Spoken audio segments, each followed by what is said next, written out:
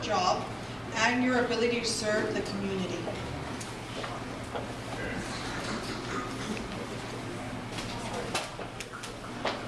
Well, I'm going to stand up because I like to look at people directly. No reflection here, but I'm delighted to be here and have a moment with you. Father Boyle is an inspirational source not only for everyone here at Homeboy Industries, but people like myself who have been able to learn from him and acquire a sense of perspective that makes not only common sense emerge every time you have a thought, but to care about the problems. You know, this is a starting point. You've got to care about anything if you're going to change something. You can't just expect somebody else to change it. So we're all in this together. And what I'd like to say to you is that I'm the national chair of an organization, a nonprofit called Fight Crime, Invest in Kids. And we fight for money for education all over the United States. But in California, we fight hardest because California is the greatest size state in the United States. We have 36 million people, so we believe that education is a part of the fabric of what this state should represent. Now, when you get down to the point of this question, how will elimination or reduction of adult education affect my job and my ability to serve the community? You know, policing is not about just the cops. You know, it's about community coming together and say, I want to do something significant for my life and my family's life. And my hopes and aspirations as I was young, growing up in East LA on Olympic and Downey Road, and going through all the pains of doubt as to whether or not I could pass all the classes, whether or not I could get into an athletic activity that I felt was important.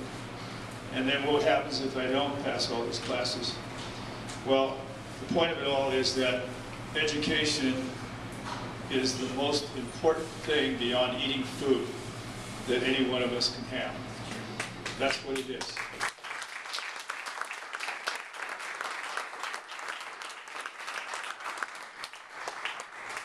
So all of us here, as we narrate our objections to shutting down adult schools, is that we have to have a common narrative. The common narrative that I'm alluding to is we are students all our lives. Not just in class, but outside of class. That's what Father Boyle brings here, is that when people get together for a good cause, we all lift each other up. And so we can carry this sense of energy to our minds, because, see, my belief is the brain is divine. It doesn't mean it's perfect and will make mistakes, but the fact that it even exists in such a complex way that I believe it's divine. So why would we find this message coming out of any part of California that says we're going to shut down an entire system?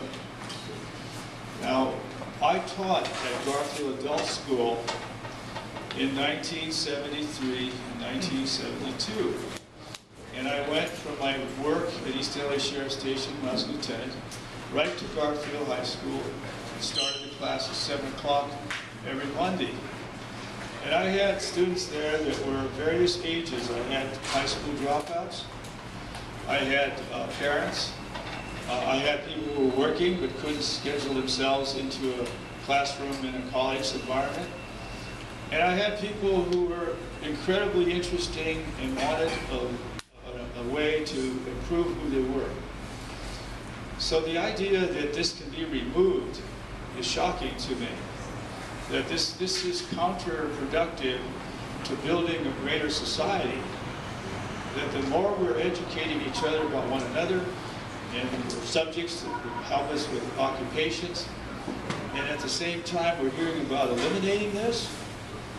You know, in certain communities, like my community, Latino community, we're almost afraid to walk on a school campus.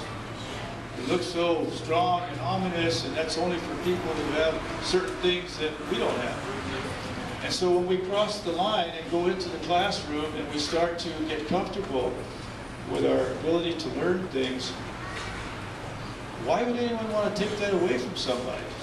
you know, why aren't we looking at an answer to fulfill this budget, if that's the key? Am I making any sense here?